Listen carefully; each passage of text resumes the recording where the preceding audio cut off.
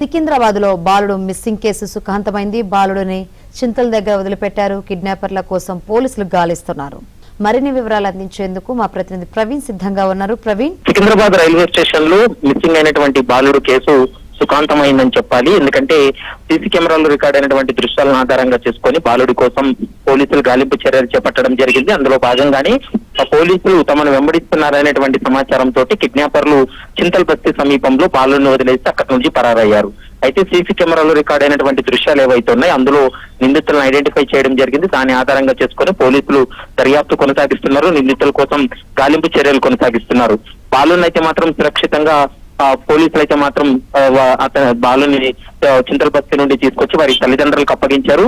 అయితే మరికొద్ది సేపట్లోనే కిడ్నాప్ చేసినటువంటి వ్యక్తులు ఎవరు, వీళ్ళు ఏవైనా పాత నిందితులా లేకుంటే ఎవరనేటువంటి అంశానికి సంబంధించి పూర్తి స్థాయిలో మరికొద్ది సేపట్లో క్లారిటీ వచ్చేటువంటి అవకాశం అయితే కనపడుతుంది.